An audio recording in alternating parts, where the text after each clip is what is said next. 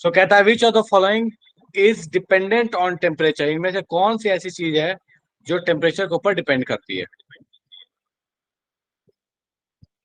एक ऑप्शन तो गायब ही है इसमें, पर ठीक है, जरूरत भी सर नहीं है कोई। मोलैरिटी। That is molarity. ठीक है, चलो नेक्स्ट।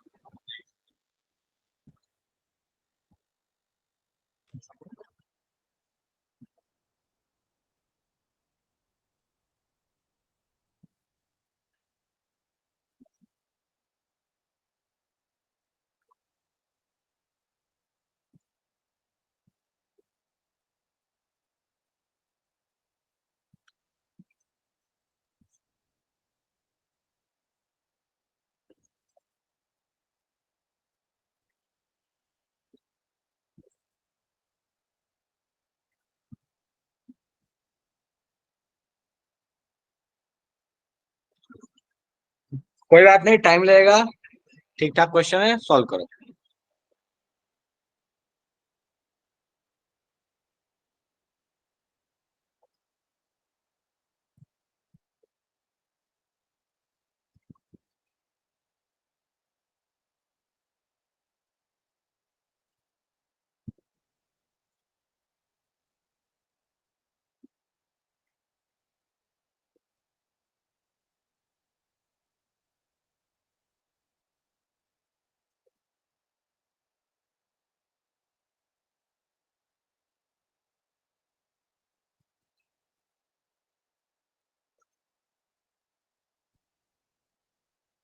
बढ़िया रुचि, बढ़िया श्रेया।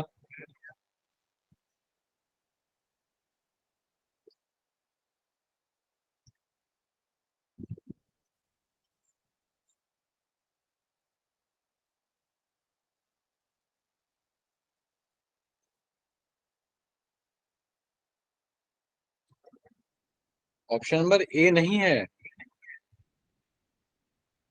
हाँ, ऑप्शन नंबर ए नहीं है, ठीक है। एरर है, अब ठीक है, कोई बात नहीं।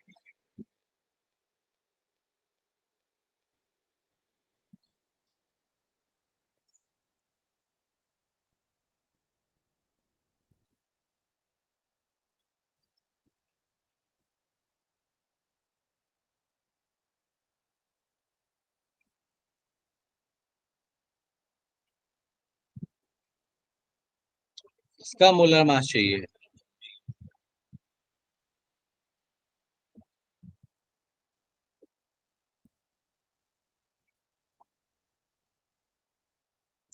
मोलालिटी दिया हुआ है ना। मोल सॉल्यूट का मोल फ्रैक्शन क्यों चाहिए, सॉल्यूट का मोलर मास क्यों चाहिए? सॉल्वेंट का तो पता है ना, सॉल्यूट का तो चाहिए ही नहीं।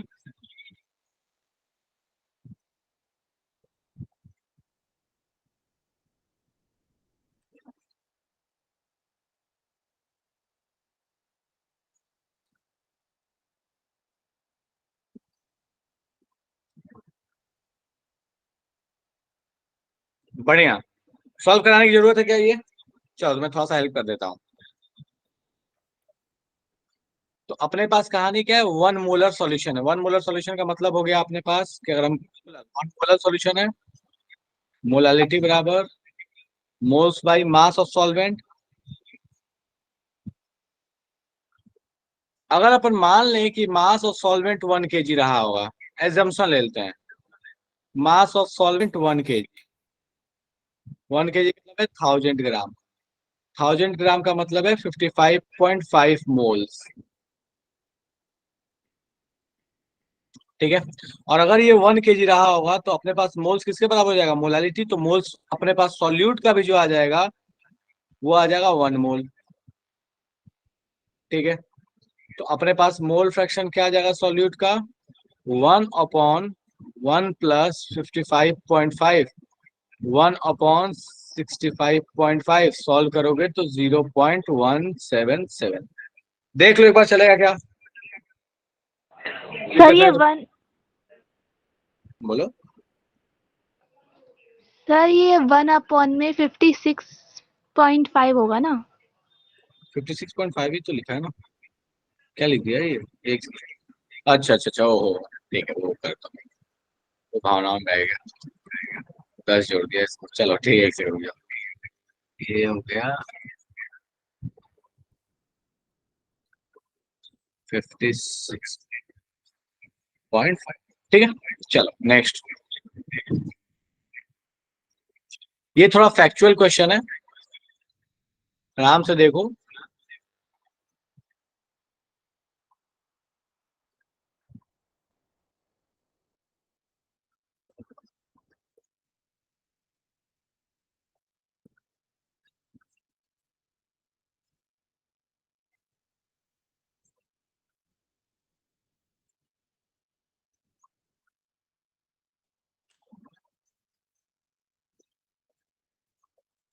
ग्लाइकॉल का मतलब यहाँ पे ethylene glycol. Glycol word use करते हैं इथिलीन ग्लाइकॉल के लिए। हाँ बिल्कुल ठीक है हरिओम। इथिलीन ग्लाइकॉल एग्जैक्टली वही रहता है। पॉइंट के बाद जीरो। अच्छा अच्छा, वो जीरो छुड़ा हो, ठीक तो है। चलो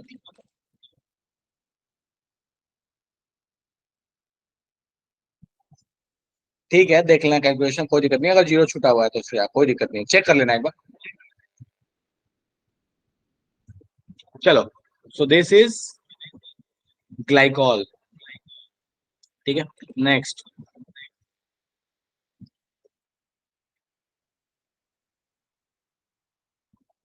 ये थोड़ा न्यूमेरिकल है, ट्राई करो।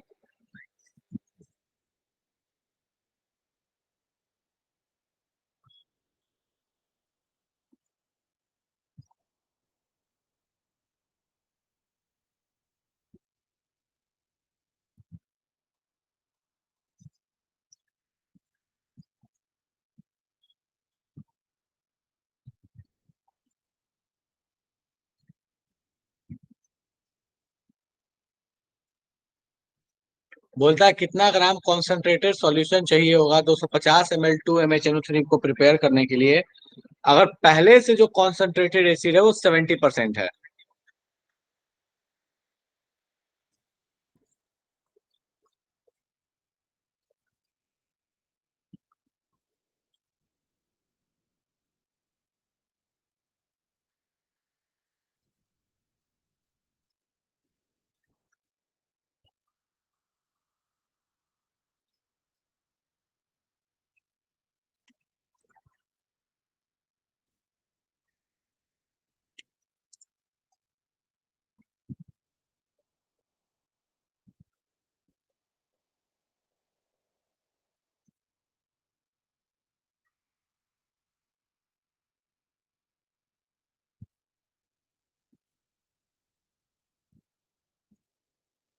विवेक ठीक है।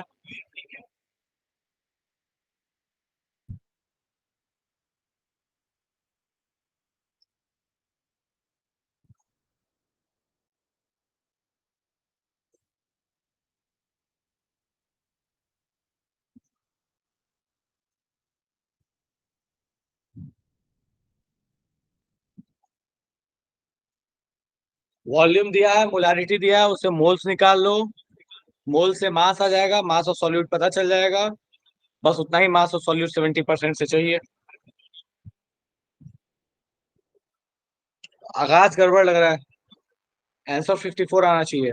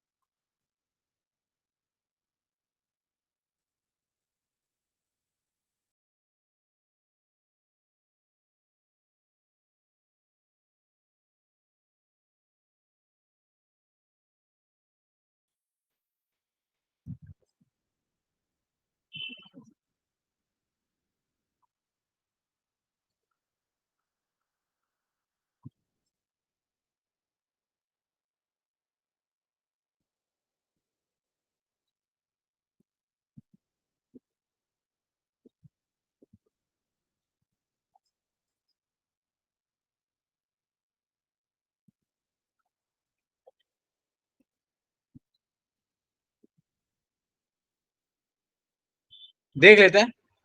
देख लेते हैं एक बार सॉल्व करके, आंसर की के हिसाब से इसका जो आंसर है वो बी आना चाहिए। कर लेने दो सभी को, मैं ट्राई करा देता हूँ, देख लेते हैं क्या आ रहा है।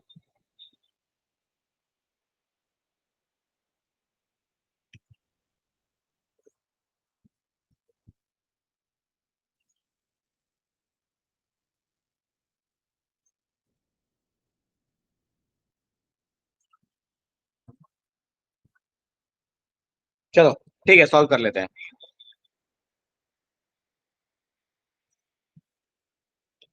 तो अपने को दिया हुआ है 250 ml 2 MHNO3। तो अपने पास मोल्स जो आ जाएगा HNO3 का, that is molarity into volume, M into V या M1V1 लिखना है तो लिख लो। तो ये आ जाएगा 2 × 1/4, दैट इज ये हो गया 1/2 मोल्स। 1/2 मोल्स का मतलब मास अपने पास कितना आ जाएगा, तो that is 1/2 into molar mass 63।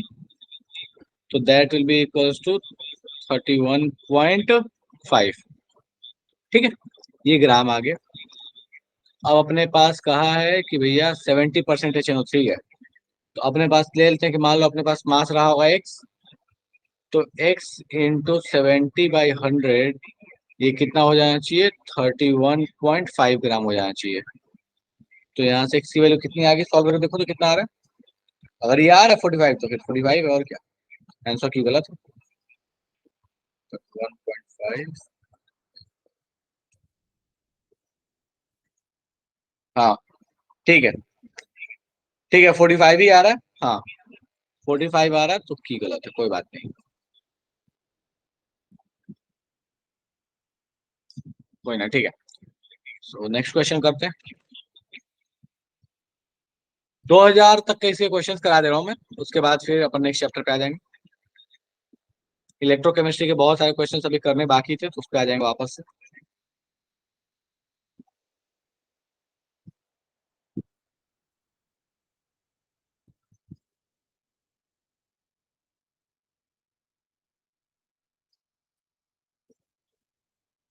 चलो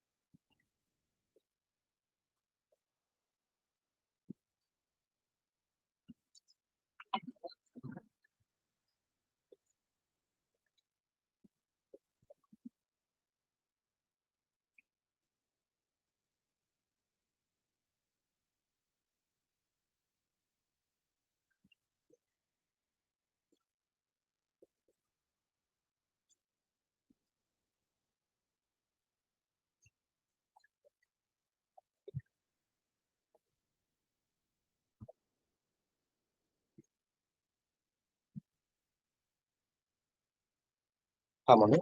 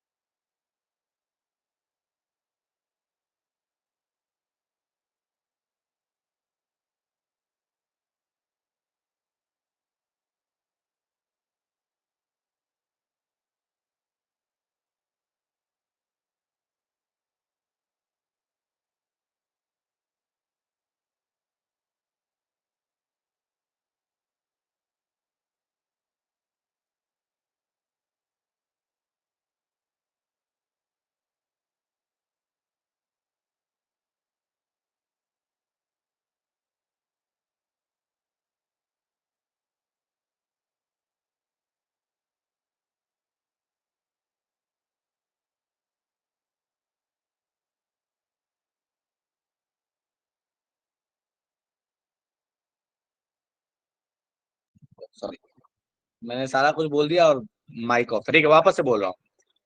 तो मैं कह रहा हूँ कि देखो, अपने पास कहानी ये है कि अपने को 0.1 मोलर का H2SO4 सॉल्यूशन बनाना है। ठीक है, बोलता है कितना एसिड लेना पड़ेगा, मान लेते हैं 20 लीटर लेना पड़ेगा, और इसका वॉल्यूम कितना होना चाहिए, तो जो सॉल्यूशन बना है इसका वॉल्यूम होना चाहिए 1 लीटर। ठीक है, हमको दो चीजें पता है, मोलारिटी पता है फाइनल सॉल्यूशन का, वॉल्यूम पता है।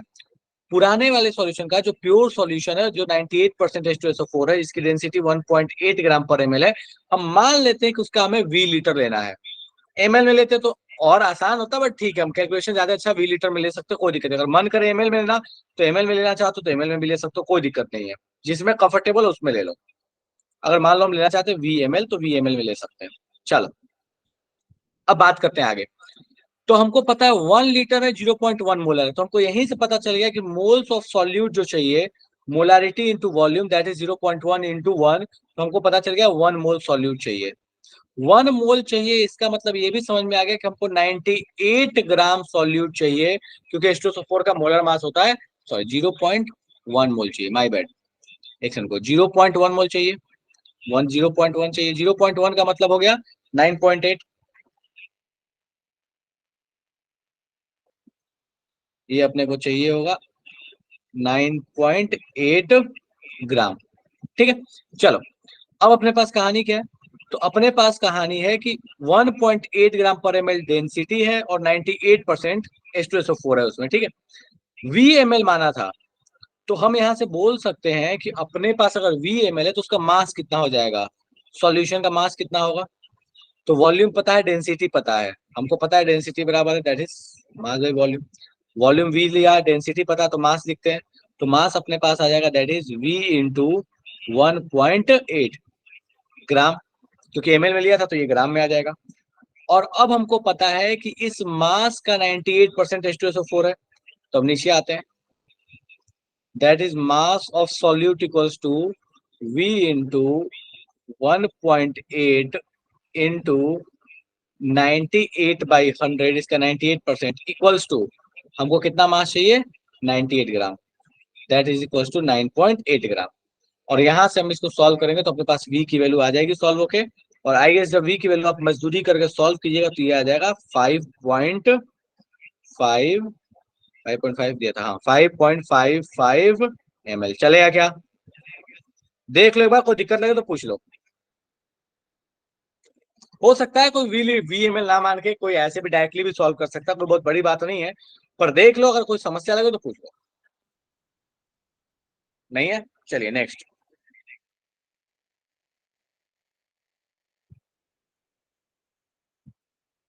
नो समस्या, चलो बहुत अच्छा।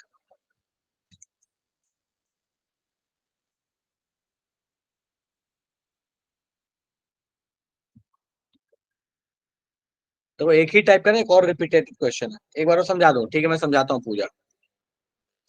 तो पूजा यहाँ ध्यान दो, मैंने मान लिया कि जो अपने पास पुराना वाला सॉल्यूशन था जिसका मास परसेंट 98 था वो VML है।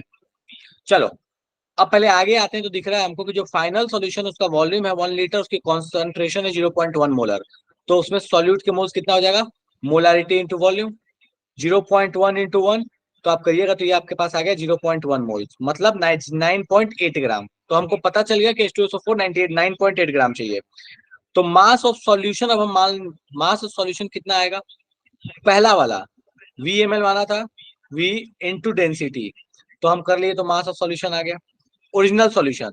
और ये मास ऑफ ओरिजिनल सॉल्यूशन का 98% जो होगा वो कितना होना चाहिए, 9.8 ग्राम, क्योंकि इतना ही तो सॉल्यूट फाइनल सॉल्यूशन में है, इसको इक्वेट कर दिया 9.8 से। V की वैल्यू आ गई 55, 5.55, चलेगा क्या, 5.55, डन है। Yes sir, clear. ठीक है, नेक्स्ट क्वेश्चन। ऐसा ही सेम रिपीटेटिव क्वेश्चन था स्टार स्टार में जो कराया था। मोल फ्रैक्शन दिया है 1 मोल का एक्वा सॉल्यूशन में।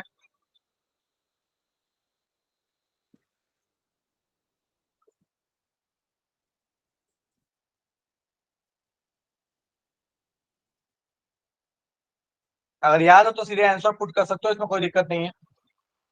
उसमें भी जीरो मिसिंग था, किसी ने बताया भी था कि जीरो मिसिंग है।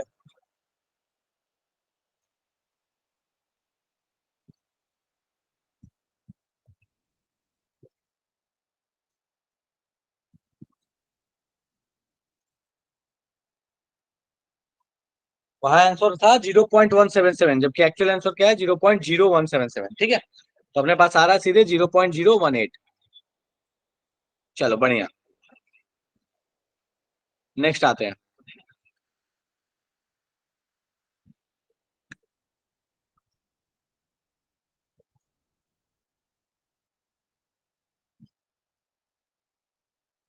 ये 2019 का पूछा हुआ है।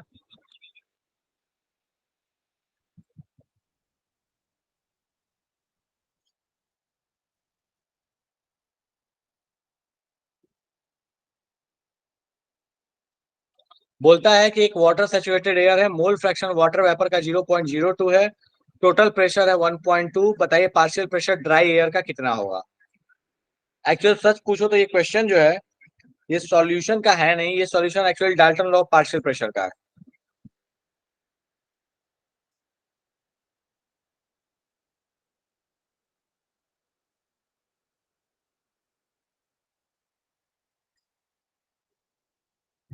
बस मजदूरी है इस क्वेश्चन में।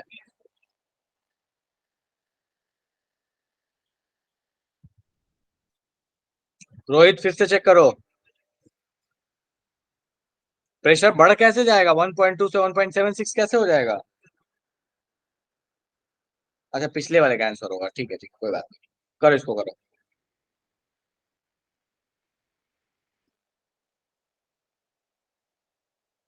ठीक है शालिनी, मैंने ध्यान नहीं दिया, मुझे लगा शायद अभी का आंसर है। कोई बात नहीं।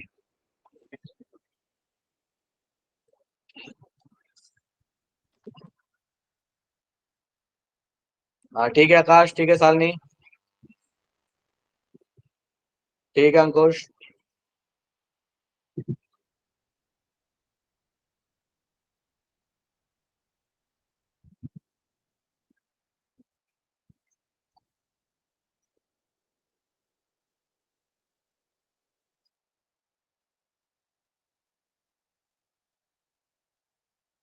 बढ़िया रुचि। हमको दिख रहा है कि भैया वाटर वेपर का मोल फ्रैक्शन 0.02 है, मतलब ड्राई एयर का 0.98 हो जाएगा। तो हम सीधे बोल सकते हैं partial pressure of dry air कितना हो जाएगा? 1.2 इंटू 0.98। सॉल्व करके देखो तो दिया आ जाएगा आपके पास, सॉल्व हो गए। That is 1.176। ठीक है, चलो बढ़िया, next.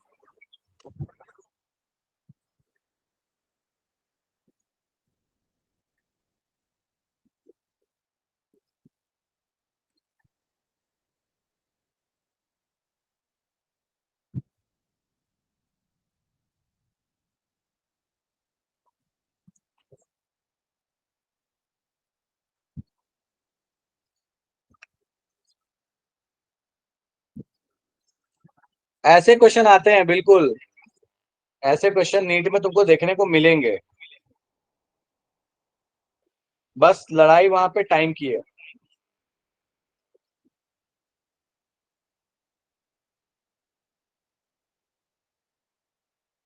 M1 V1 M2 V2 divide by V1 plus V2, फटाफट से सॉल्व करो।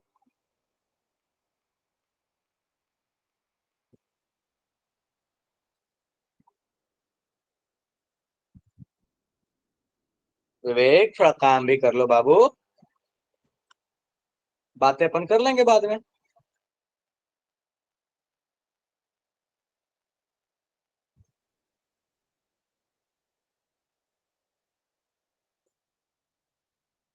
कोई बात नहीं, काम करो, कोई दिक्कत नहीं।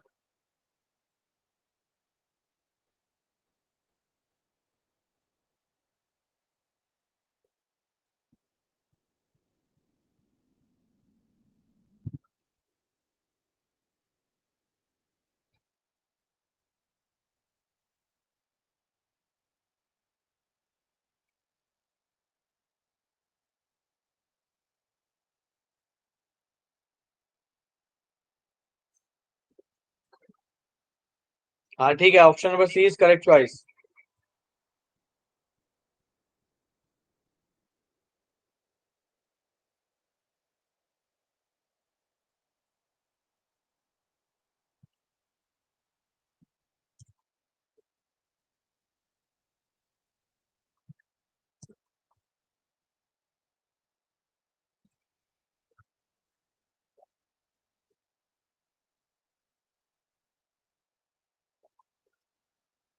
सी, ठीक है, करा दो इसको, ठीक है। वॉल्यूम दिया, मोलैरिटी दिया, वॉल्यूम दिया, मोलैरिटी दिया, चलो मिक्स कर रहे हैं, दोनों बेस है तो कोई दिक्कत ही नहीं है, M1 V1 M2 V2 लगा लो, एक बेस एक एसिड होता तो माइनस प्लस कर लेते हैं, चलो। तो फाइनल एवरेज मोलैरिटी बराबर अपने पास हो गया M1 V1 plus M2 V2 divide by V1 plus V2। तो ये है 1, ये है 2.5, ये अपने पास है सेकेंड वाले की मोलैरिटी 0.5, वॉल्यूम है 3 डिवाइड बाई वॉल्यूम अपने पास आ गया 2.5 और 3, तो 5.5 0.5 प्लस 3, इसको सॉल्व करके देखो तो ये आ जाएगा 0.73, और 0.73 मैंने सॉल्व करके नहीं लाया है, मैंने भी आंसर देख के बता दिया तुमको, ठीक है। तो तुम मजदूरी करके चेक कर लेना, डन। चलो ठीक है, नेक्स्ट क्वेश्चन। ये लास्ट क्वेश्चन है सॉल्यूशन का, फिर अब आएंगे इलेक्ट्रोकेमिस्ट्री पे। लास्ट क्लास में कुछ इलेक्ट्रोकेमिस्ट्री किए थे, कुछ बाकी है।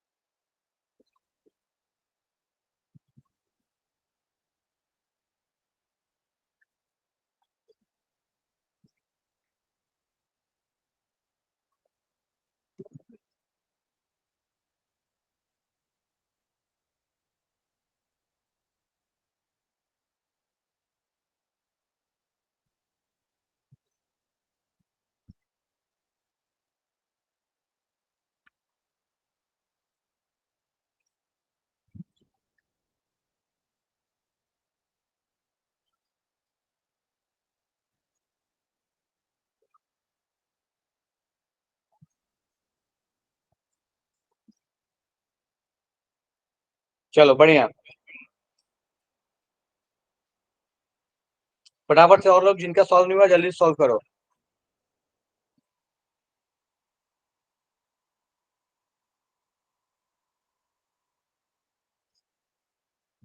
फॉर्मूला है ये तो,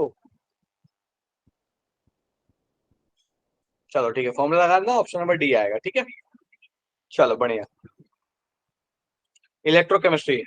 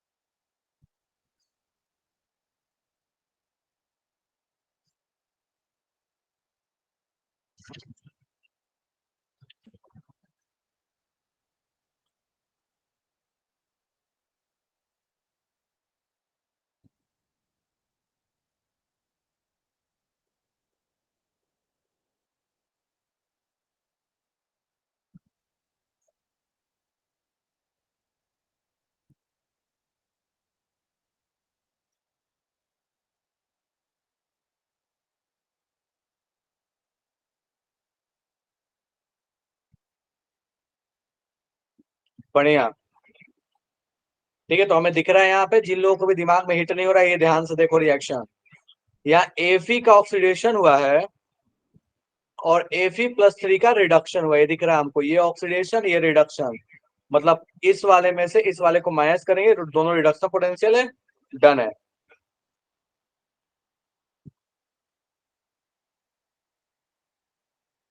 पूजा, स्क्रीन को ना ये कर लो, पिन कर लिया करो, ठीक है। पिन कर लोगे तो दिक्कत नहीं होगा। सर पिन कर रखा है, मैं हमेशा पिन करती हूँ, बट पता नहीं क्या हो रहा है, आप ही की क्लास में गायब हो रही है बीच बीच में से स्क्रीन, क्वेश्चन के टाइम पर ही। मैं क्या ही बोलूँ अब।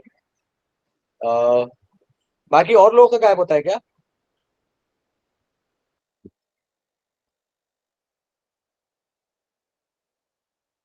नहीं होता, ठीक है। एक विवेक का एंड पूजा। ठीक है पूजा, अब तो मैं क्या ही बोलूं बेटा, अब जब गायब हो तो बता दे, अब कुछ ना कुछ मूवमेंट कर दूंगा तो आ जाएगा स्क्रीन। एक्चुअली क्या है ना, मूवमेंट जब मैं रोक दे रहा हूँ ना तो गायब हो जा रहा होगा। Yes sir. हाँ। जैसे ही आप स्क्रीन शॉट करते होंगे वैसे ही यहाँ चली जाती है, पता नहीं क्यों। हाँ वही वही मैं कह रहा हूँ। चलो ठीक है, अब तो थोड़ा सा ट्राई करते हैं कि ये ना हो। बाकी पिन विन करने से नहीं हो रहा है क्या काम सॉल्व? नो देख सर, के पिन तो रुको। मैं हमेशा करती हूँ, बट नहीं हो रहा। अपडेट भी करके देख लिया। चलो ठीक है, कोई ना, मुझे मैसेज करते हैं, मैसेज तो मैं देख ही रहा हूँ। तो अपन उसमें मतलब उसके हिसाब से मैं थोड़ा मूवमेंट कर दिया करूंगा तो मेंटेन रहेगा, ठीक है। कोई बात नहीं। चलो ठीक है, तो ये क्वेश्चन हो गया। ऑक्सीडेशन हो रहा है इस वाले केस में, ऊपर वाले में रिडक्शन हो रहा है।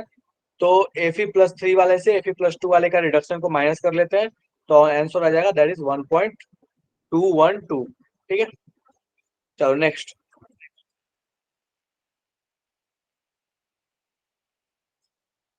और ये चैप्टर जेई हो नीट हो दोनों के लिए बड़ा इंपॉर्टेंट है। क्वेश्चन भी इसके आसान आते हैं।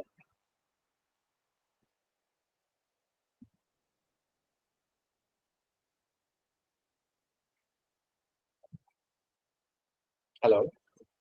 हाँ भैया। हाँ रूम पे ही है।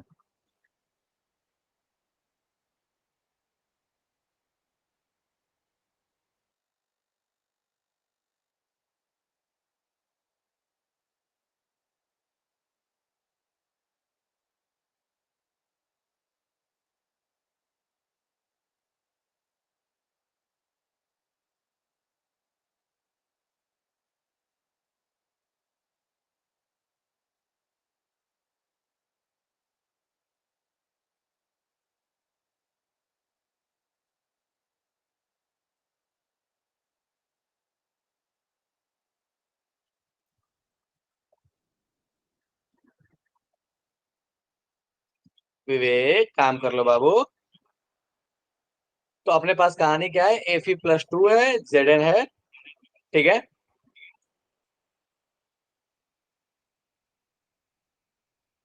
हमें दिख रहा है कि भैया Zn का ऑक्सीडेशन, Fe+2 का रिडक्शन, Zn में से इस वाले को माइनस करो। 0.76 माइनस 0.44, तो अपने पास आ जाएगा दैट इज 0.32। ठीक है। चलो नेक्स्ट। इस क्वेश्चन को सॉल्व करने का ट्राई करो, मैं 1 मिनट में आ गया। बोलता है सबसे स्ट्रॉन्गेस्ट ऑक्सीडाइजिंग एजेंट, ध्यान से देखना, ऑक्सीडाइजिंग एजेंट आपसे पूछा है तरीके से। इस पे अच्छा खासा डिस्कशन किया था हमने।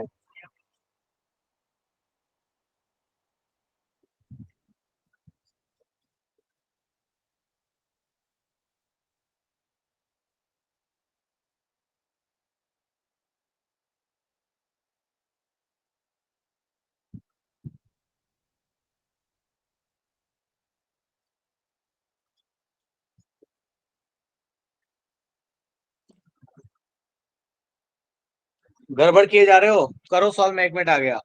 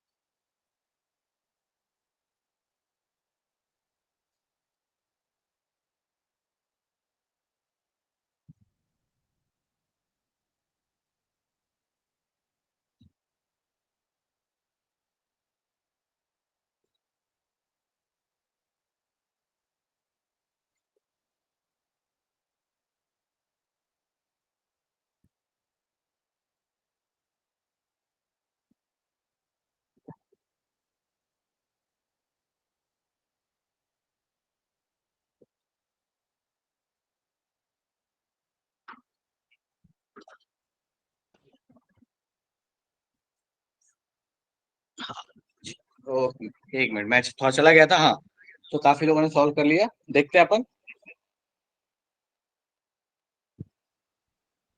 बोलता है सबसे स्ट्रॉन्गेस्ट ऑक्सीडाइजिंग एजेंट कौन है?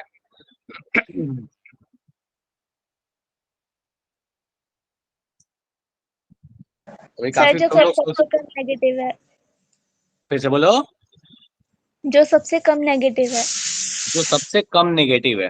ठीक है, देखते हैं।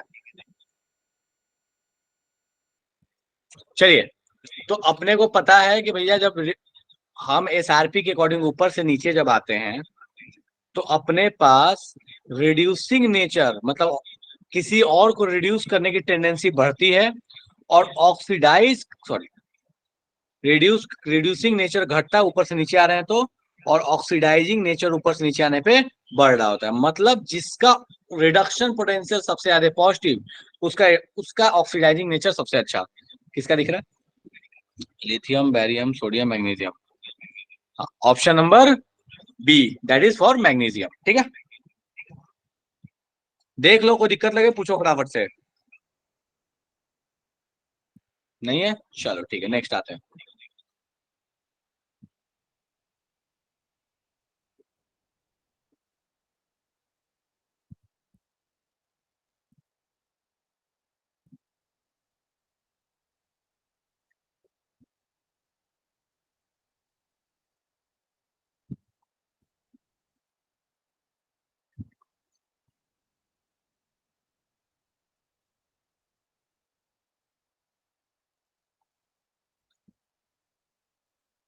बोलता है ई नॉट, और बताना है कि फॉरवर्ड रिएक्शन जाएगा बैकवर्ड रिएक्शन जाएगा। आसान भाषा में, ई नॉट पॉजिटिव तो फॉरवर्ड, ई नॉट निगेटिव तो बैकवर्ड, बात खत्म।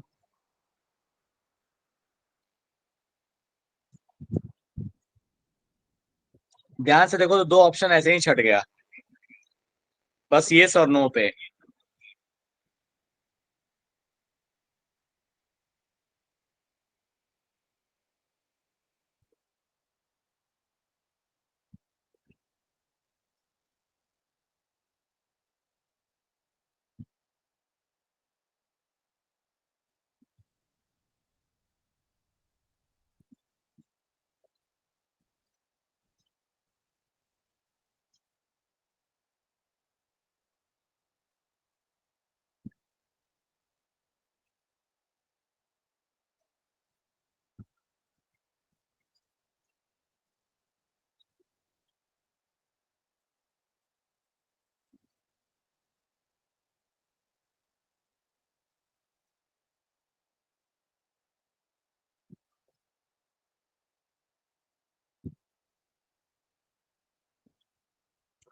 बढ़िया, ध्यान दीजिएगा सारे लोग कि भाई साहब ये दोनों रिडक्शन पोटेंशियल नहीं है, ऊपर वाला तो रिडक्शन पोटेंशियल है, नीचे वाला ऑक्सीडेशन पोटेंशियल दिया हुआ है।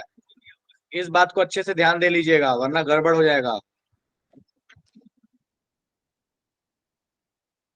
सर हमने सीधा रिएक्शन से देखा।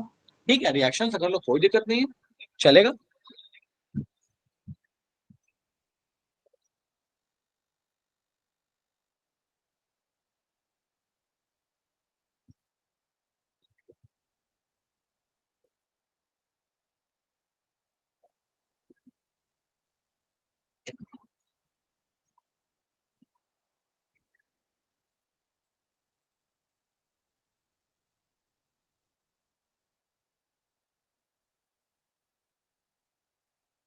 चलिए, तो हमें दिख रहा है Mn+2 का रिडक्शन हो रहा है, और यहाँ पे Mn+2 का हो रहा है ऑक्सीडेशन। ठीक है, मतलब अपने को जो ऑक्सीडेशन, अपने पास Mn+2 से Mn+3 ऑक्सीडेशन करके जा रहा है, तो सेकेंड वाले रिएक्शन जो है ये अपने पास होने वाली है एनोड पे।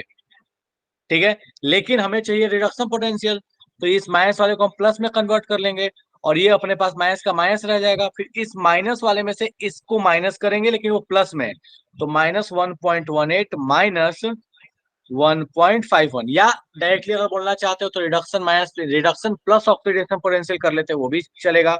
इन दोनों को जोड़ो तो हमको दिख रहा है 2.69 माइनस में।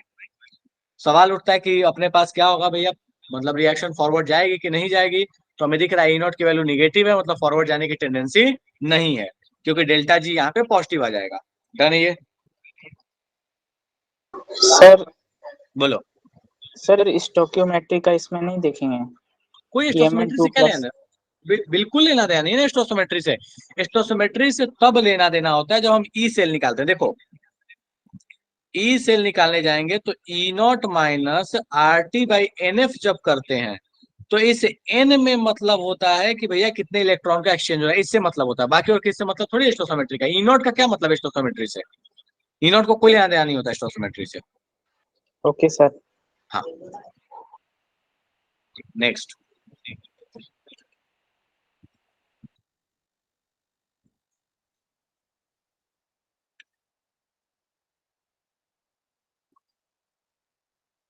क्या रहा है 3.31, ये कैसे आ गया? 5 कैसे आ गया 3.31 सामिया? अब -1.18 -1.51, 3.31 कैसे आएगा?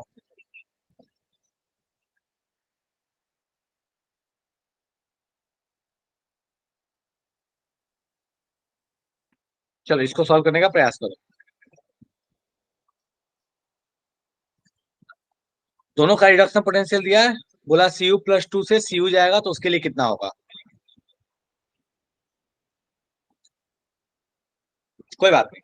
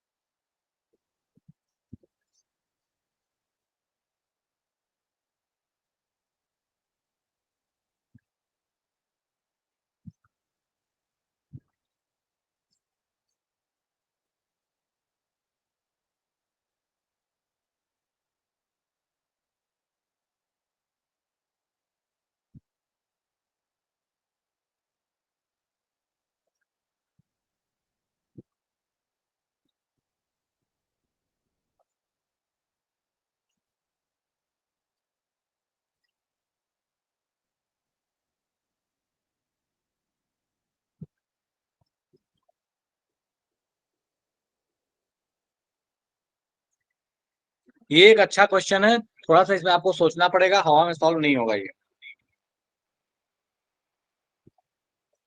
ये काफी अच्छा क्वेश्चन है, इसमें थोड़ा कॉन्सेप्ट लगाना पड़ेगा। ये डायरेक्ट नॉर्मल नस्ट इक्वेशन से सॉल्व नहीं होगा।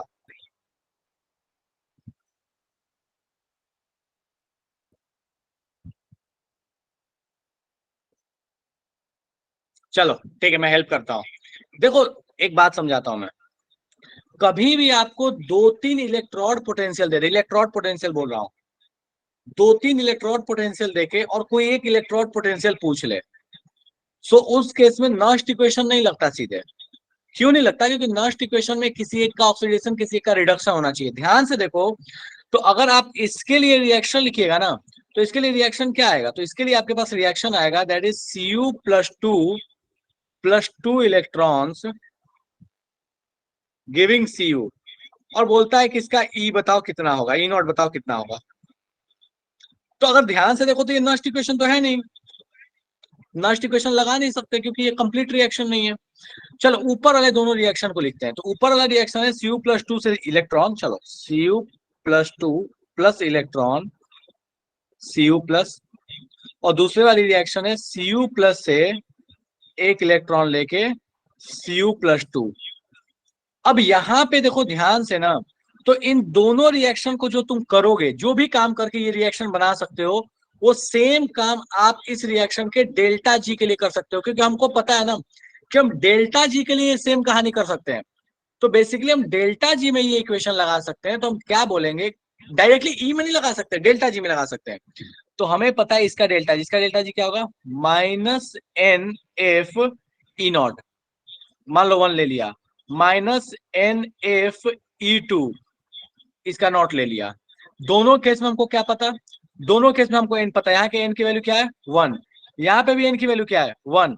और इस वाले केस में ध्यान से देखो, तो इस वाले केस में अगर मैं लिखूं तो यहाँ पे अगर मैं लिखूंगा -NFE03, तो यहाँ पे जो n की वैल्यू आएगी that will be equal to 2। अब देखो बोलता क्या है कि इन दोनों को जो ऐड करके जो ऐड करना है सब्ट्रैक्ट करना है, तुम खुद से सोच लो कि इन दो रिएक्शन को क्या करूं कि ये बन जाए। जो काम आप इधर कीजिएगा वही आप डेल्टा जी में कीजिएगा। मान लीजिए ऊपर वाला नीचे वाले को आपने ऐड करना है, तो इन दोनों को ऐड कीजिएगा तो आपका ये वाला डेल्टा जी आ जाएगा। अब इस वाले डेल्टा जी से इक्वेट कीजिए और यहाँ से E3 नॉट की वैल्यू निकालिए। ट्राई कीजिए, नहीं हो तो फिर मुझे बोलिएगा, मैं वापस सॉल्व करके बता दूंगा, बट ट्राई करो, शुरू हो जाओ। जिसको समझ में आ गया एक बार ट्राई करो। डेल्टा जी का यूज कीजिए। अगर ये देख के आपको कंफ्यूजन है तो फिलहाल मैं इसको हटा देता हूं। चलो मैं यहाँ पे सारी जगह लिख देता हूं, delta G naught 1, delta G naught 2, आपको चाहिए delta G naught 3। Delta G naught 3 की वैल्यू निकालो, क्या होगी? Delta G naught 1 plus G naught 2 होगा, माइनस होगा, क्या होगा आप निकालो, और फिर उसमें NFE की वैल्यू पुट करके E की वैल्यू निकालना। हाँ बिल्कुल रुचि ठीक है, आकाश ठीक है, समृद्धि ठीक है,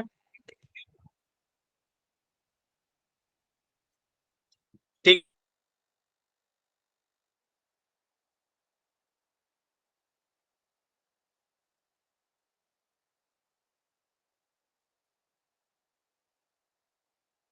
किसी वजह से स्क्रीन लॉग ये अकाउंट लॉग आउट हो गया, मैं 1 मिनट वापस से लॉग इन कर रहा हूँ।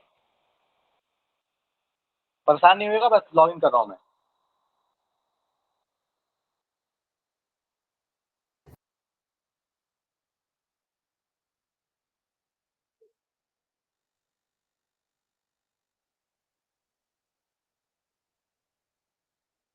Just minute.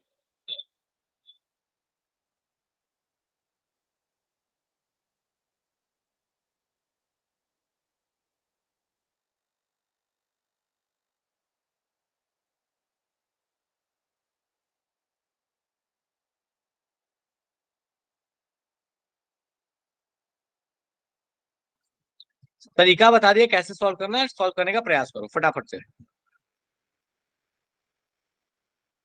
हाँ बिल्कुल अंकुश ठीक है। डेल्टा जी को सोचो क्या किया जाए, और इस तरह के क्वेश्चन की बड़ी इंपॉर्टेंस है, क्योंकि ये तो मान लो आसान सा क्वेश्चन है, हो सकता है आपको 4-5 रिएक्शन दे दे, तो 4-5 देके किसी का डेल्टा जी नॉट पूछ रहे, तो आप उन सबको यूज कीजिए। आप देखिए कि फाइनल वाला कैसे बनेगा, फाइनल वाले के लिए जो डेल्टा जी नॉट की कहानी है वही सब में चिपका देना, बात खत्म। बिल्कुल E1 प्लस E2/2 आएगा इसमें, क्यों?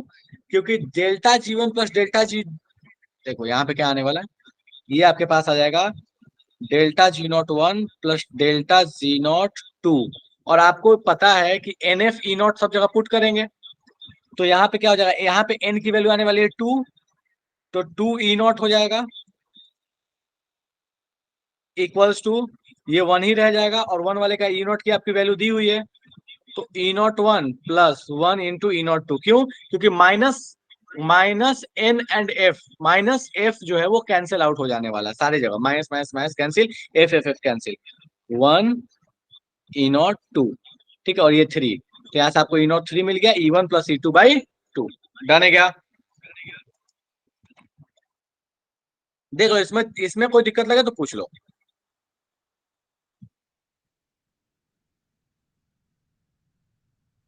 बढ़े आगे, चलो नेक्स्ट क्वेश्चन पे आते हैं। ये लास्ट क्वेश्चन ही करेंगे अपन। देख लेता हूँ मैं थोड़ा सा कुछ ठीक ठाक थोड़ा ढंग का क्वेश्चन कोई मिल जाए, बस 1 मिनट का टाइम दे दो मेरे को।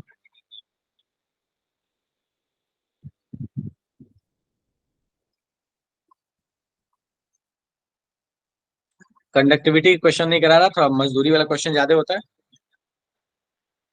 एडवांस का एक्चुअली क्या ना आकाश, जितने देर में एडवांस का करने जाऊंगा उतने देर में क्लास खत्म हो जाएगी, ठीक है, तो बाद में कर लेंगे, फिलहाल लास्ट क्वेश्चन नीट वाला ही कराता हूँ मैं। काफी कम टाइम बचा, थोड़ा सा और पहले होता तो करा भी देता। चल देखते हैं किसी क्लास में, अगले क्लास में तो अब नहीं करेंगे, बट किसी और दिन कर लेंगे। आसान सा है, प्यारा सा क्वेश्चन है, फटाफट से देखो सॉल्व करो इसको। एक्चुअली बोल के भी रखा था नीट वाले क्वेश्चंस कराने के लिए।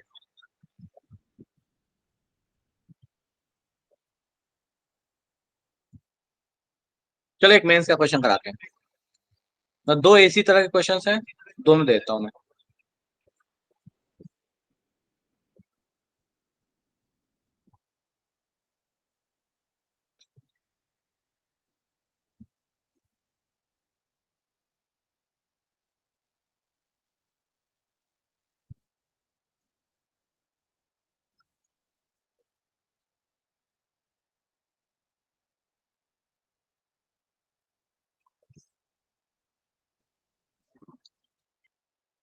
चलो ठीक है, पहले वाले का डी, सेकेंड वाले का देखो।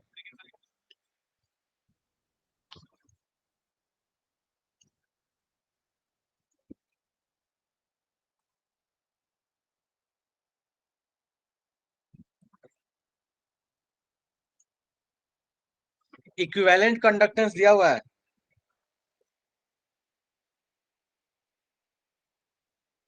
मोलर कंडक्टेंस दिया होता है तो स्टोइकियोमेट्री से डिवाइड करते हैं। इक्विवेलेंट दिया हुआ है तो स्टोइकियोमेट्री से डिवाइड करने की जरूरत नहीं है। फाइनल इक्विवेलेंट ही पूछा है तो कोई दिक्कत नहीं है।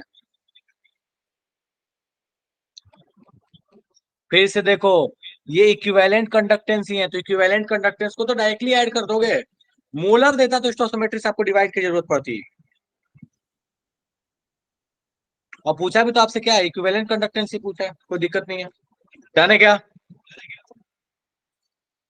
सर अगर मोलर होता तो इसका आंसर ए होता या फिर डी होता?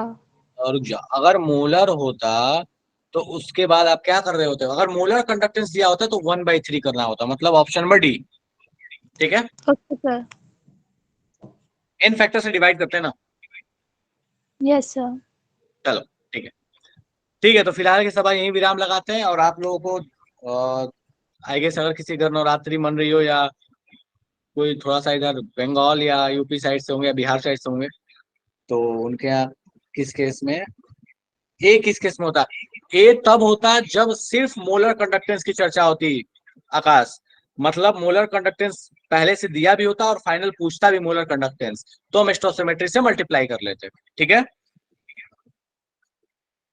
हाँ चलो ठीक है। तो अब जिसके यहाँ भी नवरात्रि सेलिब्रेट हो रही है, आज सप्तमी है, तो बहुत लोग जिनके यहाँ हो रहा होगा, बंगाली कम्युनिटी वगैरह से बिलोंग करते होंगे, तो उनके यहाँ पट खुल गया। और आज से एक्चुअली दशहरा जो है वो पीक पे चलता है, सप्तमी, अष्टमी, नवमी, दसवीं। ठीक है, चलिए ठीक है। तो उन सभी को दशहरा की बहुत सारी शुभकामनाएं। और मेरे यहाँ भी छुट्टी है, तो कल मैं भी, मतलब आज से ही मैं छुट्टी पे हूँ फिलहाल। आपकी क्लासेस चलेंगी, बट इन जनरल जहाँ पे मैं रेगुलर जाता हूँ, जो रेगुलर ऑफलाइन पढ़ाता हूँ, वहाँ पे छुट्टी है। ठीक है, एनीवेज, तो अगली जब क्लास होगी तो मैं घर पे रहूंगा, वहां से क्लास लूंगा। चलो ठीक है, बाय बाय, टाटा।